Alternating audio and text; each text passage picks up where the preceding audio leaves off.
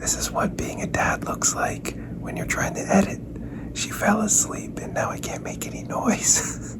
But it's worth it. It's worth it. Welcome back to another video, guys. In this one, we're talking about this camera right here, which is the Insta360 One X2. I'm going to talk about the pros and cons to this camera, as well as my thoughts on the camera as a whole. Let's jump in.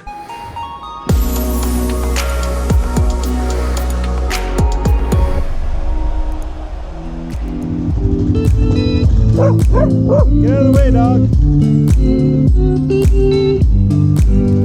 So first off, let's talk about 360 video for a second, because it's important to understand the differences between shooting regular footage and 360 footage. You'll see on this camera that there is a lens on this side, but there's also a lens on the other side. That will allow this camera to capture footage everywhere, meaning in front of the camera, behind the camera, to the sides, up and down. It captures everything, and then you can decide later how you want to work with that footage. For obvious reasons, that is incredibly powerful, but it can also really slow down your workflow. If you want to capture in 360 and then upload in 360, platforms do support that, but for me personally, I like to capture in 360 on this camera and then export to 4K. The reason being, I can use this camera to capture B-roll and reframe the 360 footage and get exactly the frame I want after. I was just editing the footage and I thought I could use another voiceover part. Thought it'd be fun to show you a little bit of the behind the scenes of this, so I got my script up here and I'll start reading.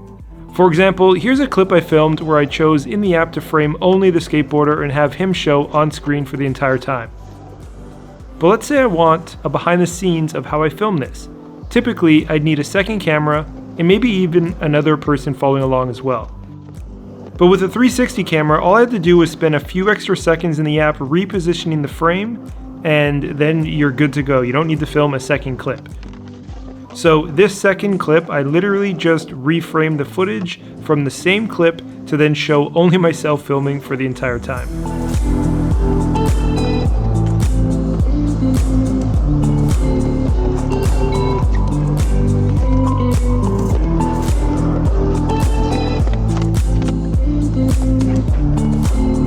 I'll touch a bit more on the 360 part of this camera a little later on, but you will notice off the bat that this camera is really small. You can also get a selfie stick where you can extend it and attach it to the bottom, and then you can fit it in really tight spaces, which I would say is the best feature of this camera beyond the 360 capabilities. And because this is really all there is, plus a charging cable, you can fit it in your pocket or put it in your backpack. There's really no reason or excuse why you wouldn't bring this with you, and that allows you to always have a camera ready to go beyond your phone that can get a little more creative with the shots if an opportunity comes up. One of the craziest features with the Insta360 that when I originally got it, I didn't understand how it was doing it, is it will automatically remove the selfie stick. So even if you have the selfie stick fully extended to like 5 or 6 feet, or if you bought even a longer one, it will completely remove the selfie stick automatically from your footage. It's honestly magic until you start to understand what it's doing.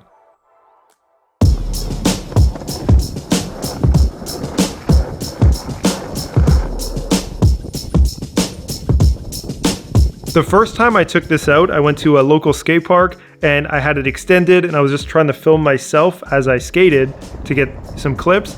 And I had a person come up to me and say, "Why are you skating with a stick?" And I had to explain to them that it's actually a camera and there's 2 lenses. It can shoot in 360 and it paints out the pole. And they were like totally blown away. And that's honestly the response I get with everybody, because it's such a weird thing. You can film yourself, but at the same time you can film somebody else just by in the app turning the footage around. So it always gets people asking some questions. Regarding the plugin app that you can install into Premiere Pro to work with the 360 footage, it kept crashing Premiere Pro, so I decided to not use that. So I actually downloaded the Insta360 standalone app and I found that to work pretty well. It's a little bit more of a workflow because obviously you're not working inside Premiere Pro and you can't make adjustments on the fly, but if it's my only option, that's what I'm going with right now. Another thing that people don't realize when you're working with 360 footage is Before you can start editing, you have to sort of prep the footage and have it set up in order to use that 360 footage. You can even change it. So you can have a frame looking this way, and then halfway through add a keyframe, and then it shifts this way. So you can get really creative with the actual camera movement of it as well in post-production.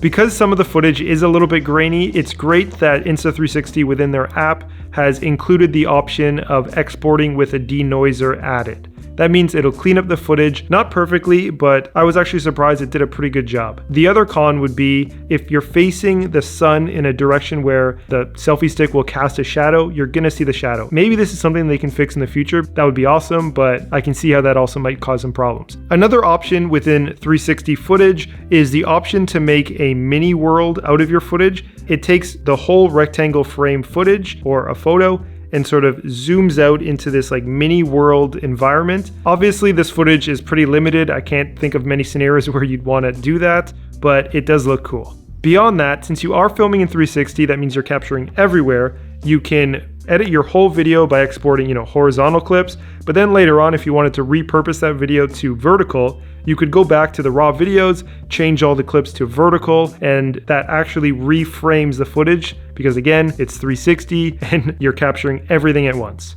It does come with a battery that can be removed, so you can buy extra batteries. I would say the battery on it is decent. For me going out and filming some skateboarding clips, it's enough for what I need. However, if you're taking it out for the full day, I would definitely recommend picking up some additional batteries. Think of it like a GoPro. The battery's only so big, it'll tend to drain the batteries. I did get a few hours out of it on one battery charge. Being able to use a 360 camera, it opens up a whole new set of techniques that I can implement into my videos. And of course, that's gonna make it not only more fun to make, but the videos themselves are gonna be more engaging. Another awesome thing with this camera is you can pretty much trick people into thinking you have a drone. So that means you can get drone-like footage in areas where you're not allowed to fly your drone. If you get a long enough selfie stick, like even this 5-foot one, if you extend it, because the lens is a wider lens, and then in the 360 video, you can expand it and sort of zoom out even further, the footage you can capture will look like it's pretty high above you. And again, because it paints out the selfie stick, it will look like drone footage.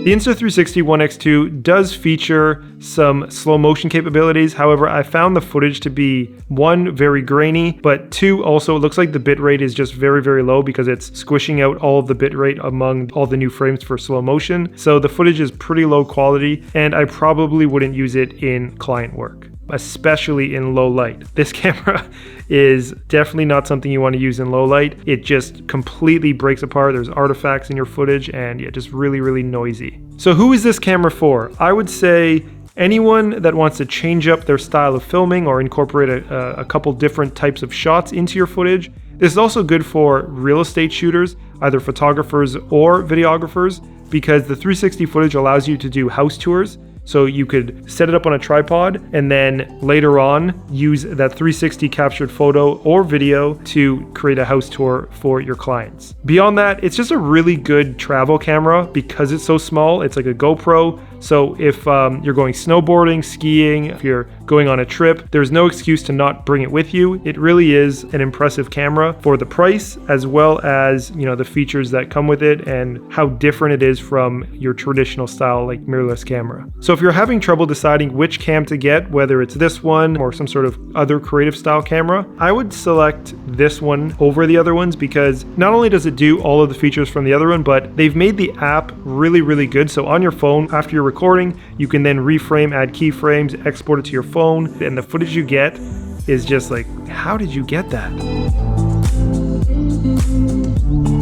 Oh yeah, I forgot that this camera can go in the water. It is fully waterproof, so you can go diving with it. You can, go swimming with it. It obviously will have a limitation for how deep you can go. Really, really cool that they sealed this enough that you can bring it in the water and do 360 footage underwater. One thing that you have to be very careful with when using this camera is the fact that the lenses are exposed on both sides. So if you put this down, or if the camera falls, chances are you're going to scratch the lens because it's completely exposed. I always keep the little case that it comes with, because then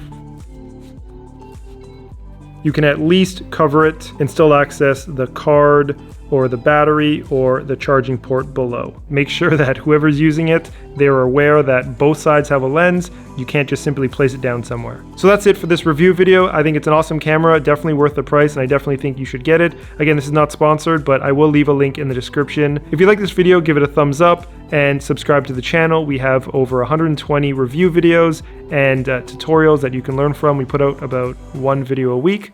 Thanks so much for watching, and we will see you next time.